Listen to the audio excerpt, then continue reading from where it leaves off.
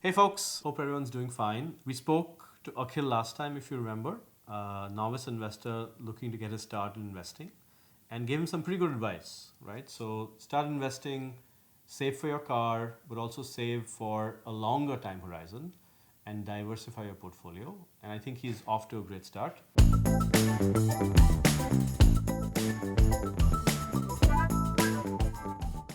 Hey folks, I'm Shrivo and you're watching The Big Buck Show. It's a show where we tell you how you can start your investment journey and more importantly, how you can turn your small bucks into big bucks. This time round, we're going to get some advice from someone with a lot of experience. So coming up is a conversation with Deepthi Neelkantan, the former group COO for JM Financial.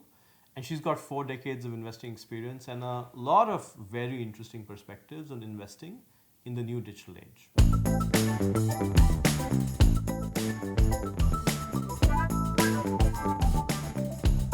Diti, thank you for taking the time to be with us today. We really appreciate it. Pleasure. Before we start though, can you tell our viewers and listeners a little bit about yourself, please? Yes, I am a person born and brought up in Mumbai, studied for commerce, did post graduation in similar subjects, and ended up having a career in financial services. I have now worked for almost 4 decades in financial services, recently retired as Chief Operating Officer for JM Financial Group, which is one of the premier private sector financial institutions in India. Awesome. So you are truly an expert in the field and we're lucky to be speaking to you. Yes, I hope I rise to the occasion.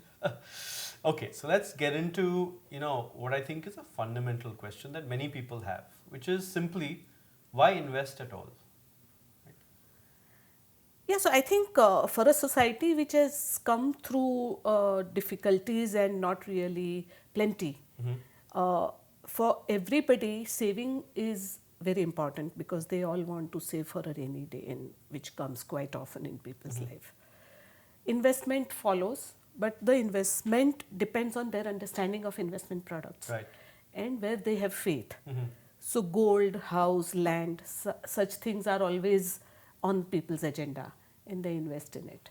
A lot of people have got introduced to more financial products and some complex products, but I would say that there is plenty to penetrate yet. Yeah. How do you feel women are participating in this trend? Right? You see, women who are, I would say, lucky enough to be in a space like mine are already investing, I'm aware of that. But women who have been traditional homemaker also, Yeah. so to say, have been saving for sure. Correct. They always say. Because they always save. If they get 10 rupees for the groceries of the day, they will save 50 paisa. In my young days, I have seen that. And they will put it away in the cupboards between the folds of the clothes and all. Right. So when they really need and that rainy day arrives, they open those folds and pick out the money and use it. So savings for women is again a very natural thing to do and to put aside some money for such a rainy day requirement or whenever they want it. Investments is unfortunately an opportunity only available to few because the understanding about investments is not there. But once again, even today, let's say there are those women who do not have education, who do not understand the modern business, but they still would participate in what is called the chit fund system. Yeah. Or they have group investing. Group so to investing speak. where they put money every month and they get access to it by draw of lots every month, etc. So that is investment for them. Correct. That is not just saving. So I think everybody makes an effort to understand areas where they can have this emergency funds availability sometime, but they do not know the organized methods of doing it. Right. And that I think is a question around the opportunity and education available to everybody around. And access. And access. So in the city of Mumbai, there is a Dipti. There is also that lady who still puts money at the rate of 20 rupees every week. So the interesting thing is, I think, how do you expand access in a way that you're mimicking the micro savings action that's happening in the fold of a sari? So how do you take that from the fold of a sari and put it in through digital? Because you can't reach out through a physical infrastructure, too expensive, ROI. But how do you put it in a digital investment mechanism and encourage micro savings to bring more people into the fold of modern day investments? Because that's going to be more beneficial for her if she gets 10-12% return versus depreciation of that rupee, right? Which is there. Absolutely. And in fact, there's an interesting take on this. The digital is not just better sense for the businessman who gives that access, but also for the user, because for the user to read up the, let's say some organization saying, come to my office and I will make it easy Very for inconvenient. you. Very Especially inconvenient. for her, it's extremely inconvenient. And intimidating. Yes. Not to forget that, because for them to enter an office which is air conditioned and there is a receptionist and all, extremely intimidating. Right. So I think digital is easy. They sit in their house and they are, it's amazing how digital is intuitive to people, whether it is a little kid or it is a woman who has never gone to school, but it is intuitive. And in India, I think all the companies are doing a great job of making it accessible in local languages also. Yeah. So digital will reach the consumer, not just in terms of you've made it available, but the consumer is able to use it. Yeah. So I think that's a very good thing, and we have to make it understandable and easy. Yeah. So let's move on to another topic, which is we've talked about access, right? Women, for example, how we can give them more access. But there's another issue, women, men, both, children, right? Old people, which is that of financial literacy, right? Because let's say that, there's a urge to save, which I think most of us have. There's an access to save, right? The next question is, how does that transmit into the right saving? So financial literacy, financial education, how do you think about the current space, right? For example, there are about 1 billion views on kittens and puppies on YouTube, right? Yes. On financial services, it's less than 10 million. So how do we, go from 1 billion views on kittens and 10 million views on financial literacy to at least 100 to 200 million views on financial literacy? So what do you think will make the difference in the sector in India today? I think it has to be made as interesting as kittens and puppies, simple as that. Because if I, with my experience of 40 years in financial services, am going to write a paper about financial investing, I'm going to make it very jargonated and very boring. Yes. Because it will be a paper. This is how you invest. This is what an equity share is. This is what a bond is. But if somebody makes effort, and why it is so boring even today, and therefore there are fewer views, is because the business presents it from business's viewpoint, and also limited by the recognition that regulator is watching me, so I can't write this and I can't write that. But if you were able to think blue sky, and if you were able to put it in a manner which is interesting to the person, that okay, here is the money, I used to put it in a let's say sugar box. Now I am putting it in a saving box, and then when it is maybe sufficient amount, I am putting it in a equity share. It is growing. So make it in a simple manner where a person can understand relating to day-to-day life rather than read a whole essay on investing, something like that. Then I think you will have more people at least asking questions about what is this. Right.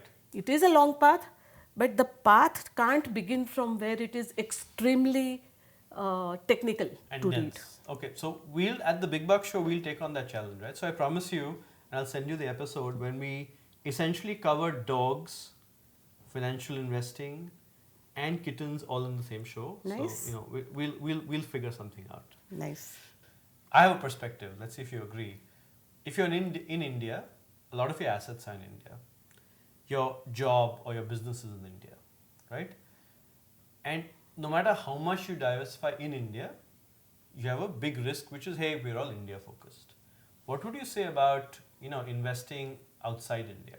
Is it time? It is just about time, I would say.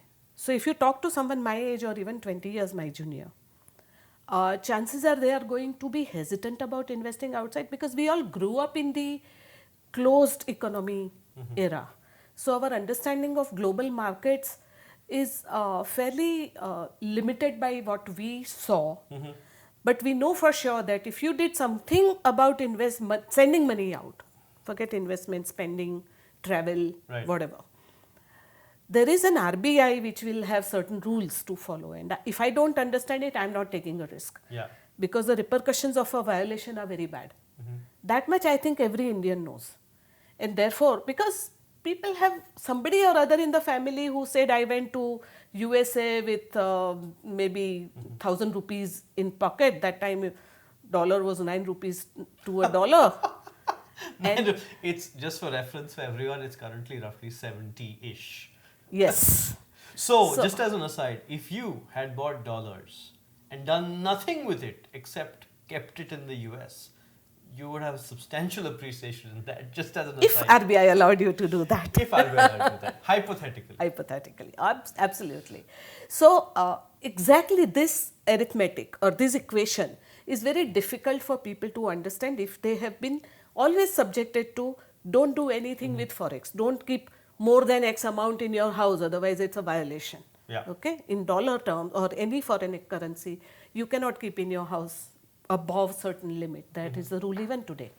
So most people are very worried about being in violation of these laws. The youngsters, thankfully, think blue sky. And they don't even if they know or if their parents say there is a rule, they will say, but what stupid rule it is.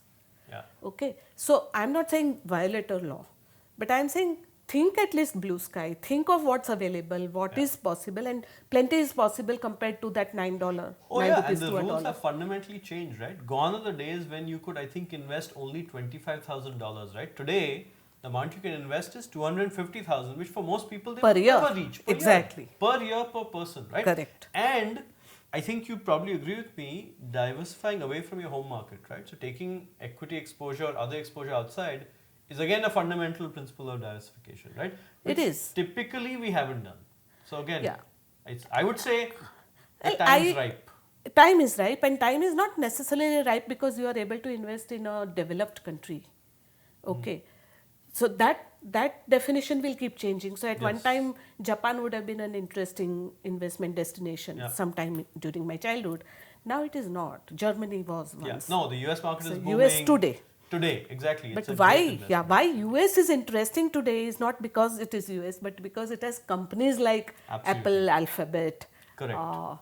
You know, so the whole thing I'm saying is the new ideas, the new innovations, the things of tomorrow which will become really hot, and the global products. All these companies have products which are really global. Correct. Absolutely global. Like Gmail Alphabet is global. Absolutely. yeah, Alphabet has created the infrastructure of the world.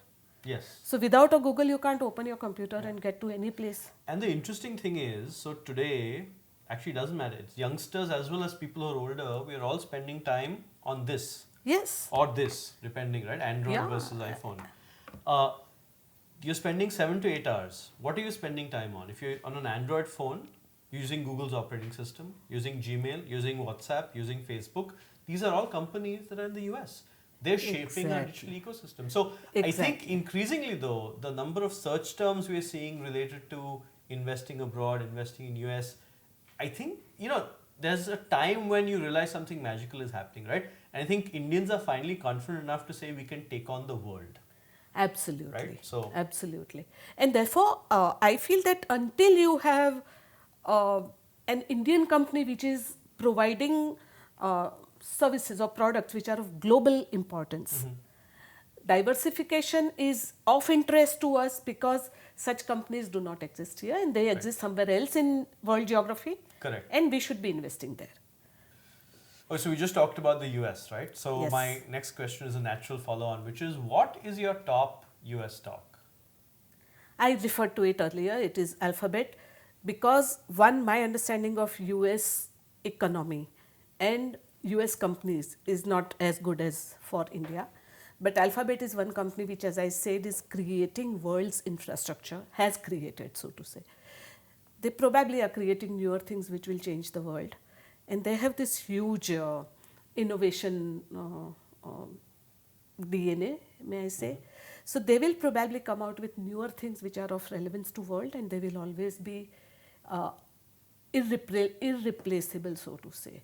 And therefore, I feel that companies of that nature make sense. So if I was to start investing in US, probably Alphabet is going to be my first choice and not an Apple.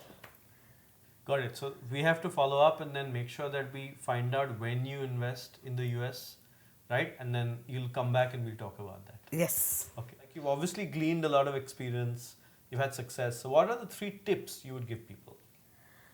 Yeah, so I've been quoted a lot on this. I say it is discipline, discipline, discipline. Because building a portfolio and having a stock like I had is really a matter of discipline because you select well. You watch your investment for a regular time, but not every day. And if you see that it has fallen in place nicely and it is growing, then you don't really need to do a lot about it. So I think it's important for you to monitor, but not necessarily quickly jump out. But discipline about monitoring or discipline about investing with an objective, discipline about not following market tips, all those things are so important in life. And I have seen lots of people suffering because they are very knowledgeable, they have very good access to information, they have very good access to markets themselves, but they do not follow discipline. And if you know market, you have access, etc., you have access to also those complex products. Yes. And if you just went into it without really following certain discipline, then you can really be washed out. Right. So I think that's very important. Besides that, of course, as I said, your investment objectives of diversification, etc., have to be very, very important. And there's one more lesson which a very, very senior person who used to be my boss at one time, he is no more, but a veteran in markets here, he used to say, okay, if you knew how to make rotis, apply the same principle to investing. That you never leave roti on the tawa forever. You have to keep turning it and remove it from the fire. Otherwise, you're going to have a burnt roti. So you have to shuffle. You have to change your portfolio if needed. Right. Don't wait for it to get burnt. Right. So that, with the discipline principle that I am talking, and of course, lots to learn in that, I think it's important. Second, I would say is you don't need too many shares in your portfolio if you are talking about equity shares. You do not need every industry in your portfolio. So on an average investor, and I consider all of us average investors, unless you have a portfolio of thousands of crores of rupees where you will probably have a family office looking after it, you do not need more than 20 scripts in your portfolio. 20 is also a lot. Within 20, you can have, let's say, top 2 or 3 of each industry that you understand. So if you understand only 3 industries, as I said, only from news items you can make out this is going somewhere. That's good enough knowledge. Then 3 industries, 3 companies in each, top companies. Unless there's some really nice upcoming company, Right. then you can watch out for it. Just stay there. You will make money. I guarantee you will make money because you are not diversifying too much, you are not spreading yourself thin, and you are giving yourself opportunity to understand what is in your portfolio and monitor it nicely. If you had 20 of them also, you might have to spend a lot of time, looking at what's happening there. So you need a sort of clear idea about how much you can monitor, how much is your ability to understand, and of course how much money you are investing. Got it. So again, to recap for people who are tuning in, essentially discipline, which I think is super important, right? That is discipline in investing regularly, discipline in sticking to your portfolio goals, right? Super critical. And then making sure that you're not too distracted, right? So while diversification is important, don't try and dabble in everything. Have some focus, right? So while it might sound contrary, it's actually not, because you can be focused while you diversify, right? Absolutely. That's what the trick is. So awesome. Those are 2 extremely important tips. And so thank you. Deepti, it's been amazing talking to you. Thank you for all that wisdom. We'll bring you back. Remember, you have to invest in the US and then you have to tell us about your experience. So we'll bring you back for that. Yes. And to the extent that folks have questions, please post them and we'll see you next time. Well, that was an interesting and amazing conversation. You can see that even with someone with 4 decades of experience, there's always new things. There's always mistakes to learn from, lessons to apply. And I think you had some pretty interesting lessons and tips from that conversation. Check out the show notes, check out some of the exhibits, and do come back and ask us any questions you have. We're always there to answer your questions, and hopefully you learned something from Deepti's 4 decades of experience. Stay tuned for the next episode. We'll be back next week. This is the Big Bucks Show, telling you how to get your small bucks to big bucks. Hey folks, thanks for watching the Big Bucks Show. And tell us how you thought about this episode in the comments below. Subscribe to our channel, please, and hit the notification bell so you get a notification next time a video shows up. Also, don't forget to follow us on social media. We have a Twitter channel, a YouTube channel, and of course, also an audio podcast. And hey, continue watching us so that you can turn your small bucks into big bucks.